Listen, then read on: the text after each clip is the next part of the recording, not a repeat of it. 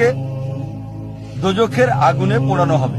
তার মানে কখনোই মুসলিম হবে না, তারা কখনো ইসলাম গ্রহণ করবে না। এই সূরা নাজিল হয়েছিল আবু লাহাবের মৃত্যুর 10 বছর আগে। যখন এই সূরা নাজিল হলো, একটা কাজ আবু লাহাব করলে, ইসলাম গ্রহণ করলে কোরআন ভুল প্রমাণিত হয়ে যেত। অথচ তার অনেক সাহাবী আর বন্ধুরা সেই 10 বছরের সময় ইসলাম গ্রহণ করেছিল। আবু লাহাব পরবর্তীতে 10 বছর পর বদরের যুদ্ধে মারা গেল। 10 বছর সময় হাতে ছিল তখন। এই 10 বছরে নবীজি তাকে নিয়মিত আহ্বান করতেন ইসলাম গ্রহণ করতে, তাহলে কোরআন ভুল প্রমাণিত হতো। খুব সহজ বিষয় ছিল, শুধু বললেই হতো আমি একজন মুসলিম, এতটুকুই। মুসলিমের মতো তাকে আচরণ করতে হতো না, তাকে নামাজ পড়তে হতো না, শুধু বললেই হতো যে আমি মুসলিম, যথেষ্ট। কোরআন ভুল প্রমাণিত হয়ে যেত। সহজ বিষয়, খুবই সহজ। অনেক সময় নবীজির বিরুদ্ধে মিথ্যে বলেছে, আরেকবার বললেই তো হতো, কোরআন মিথ্যে প্রমাণিত হতো।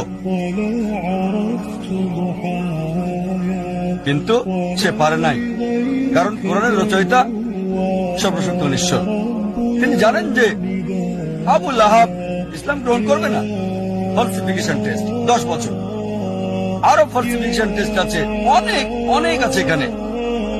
এটা উল্লেখ আছে সূরা বাকারা অধ্যায় 2 আয়াত 94 ও 95। ইহুদিদের একটি দল ছিল যারা মুসলিমদের সাথে তর্ক করেছিল আর বলেছিল যে আখিরাতের ঘর আল্লাহর সাথে শুধুমাত্র আমাদের।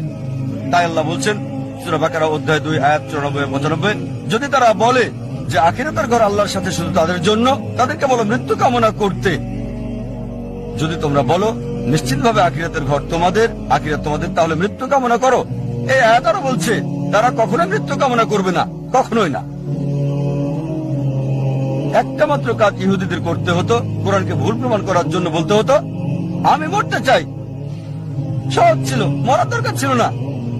এমন না যে আত্মহত্যা করতে হবে, নিজেরা নিজেদের স্তব্ধ করবে। একটা বিষয় বললেই হতো আমি মরতে চাই।